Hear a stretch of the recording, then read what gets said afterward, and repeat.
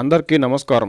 TDP కూటమి వైసీపీల మధ్య హోరాహోరీ పోరులో వరుసగా సెల్ఫ్ గోల్స్తో వైసీపీ వెనుకబడిపోతుంది.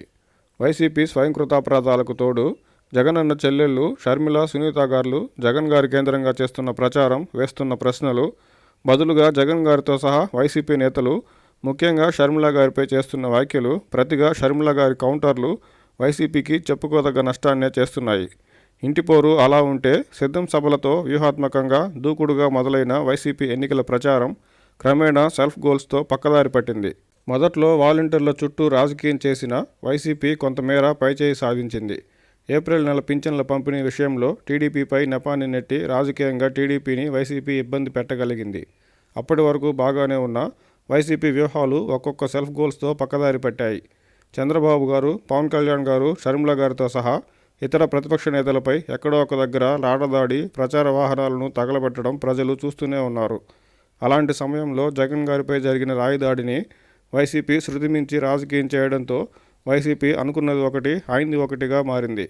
జగన్ గారిపై జరిగిన రాయి దాడిని హత్యాయత్నంగా చెప్పడం ఒక ఎత్తైతే, ఇప్పటి వరకు మెడికల్ రిపోర్టులు బయటకు రాకపోవడం, రాయి దాడి అనుమానితుడుగా ఒక వ్యక్తిని అదుపులోకి తీసుకున్నా కనీసం రాయి దాడి వెనుక అసలు ఉద్దేశం ఎప్పటి వరకు ప్రజలకు చెప్పడంలో విఫలం అవడంతో జగన్ గారిపై రాయి దాడిని ప్రజలు పట్టించుకోకపోగా ఈ విషయంలో వైసీపీ మితిమీరి చేసిన రాజకీయాన్ని, ప్రచారాన్ని వైసీపీకి నష్టం కలిగించింది. వైసీపీ మేనిఫెస్టోతో లాభం కంటే నష్టం జరిగిందనే చెప్పాలి. రైతు రుణమాఫీ లేదా డ్వాక్రా రుణమాఫీ ఉంటుందని లీకులు ఇచ్చి తీరా చూస్తే ఉన్న పథకాలనే కొనసాగిస్తామని చెప్పడంతో పాటు పింఛను ఇప్పుడే పెంచేది లేదని, 4 సంవత్సరాల తర్వాత 2028లో 250 రూపాయలు పెంచుతామని చెప్పడం, అందుకు కారణంగా రాష్ట్రంలో సరిపడా వనరులు లేవని చెప్పడంతో 5 ఏళ్లు అధికారంలో ఉండి వైసీపీ ఏం చేసిందనే ప్రశ్నతో పాటు పింఛను 250 పెంచేందుకు మరో 4 సంవత్సరాలు ఎదురు చూడాల్సి రావడం పెన్షన్దారులకు అసంతృప్తిని మిగిల్చగా, వెరసి వైసీపీ మేనిఫెస్టో పెన్షన్ హామీ వైసీపీకి నష్టాన్ని మిగిల్చింది.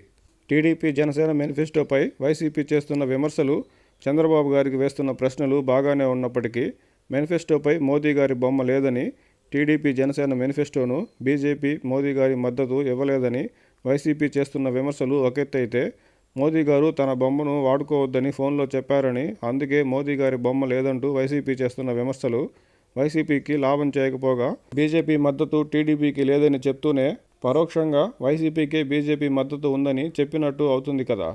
ఇదే విషయంపై ప్రజల్లో ఆలోచన రేకెత్తితే వైసీపీకే నష్టాన్ని మిగులుస్తుంది. ఏప్రిల్ నెలలో పింఛన్ల పంపిణీ విషయంలో టీడీపీపై రాజకీయంగా పైచేయి సాధించిన వైసీపీ మే నెల పింఛన్ల విషయంలోనూ అదే వ్యూహాన్ని అమలు చేస్తుంది. అయితే ఏప్రిల్ నెలలో పింఛన్దారులు ఎదుర్కొన్న ఇబ్బందులు, నెల రోజులు దాటినా పింఛను తీసుకునే దానికి తిరిగి అవే ఇబ్బందులను ఎదుర్కోవాల్సి వస్తే వారంతా ఖచ్చితంగా ప్రభుత్వాన్ని, అంటే వైసీపీనే ప్రశ్నిస్తారు. నెల రోజుల సమయం ఉన్నప్పటికీ ప్రభుత్వం ఎందుకు తగిన ఏర్పాట్లు చేయలేదని అనుకోకుండా ఉంటారా? ఇలా వరుస సెల్ఫ్ గోల్స్తో వైసీపీ తనకు తానుగా ఎన్నికల పోరులో వెనకబడిపోతుంది.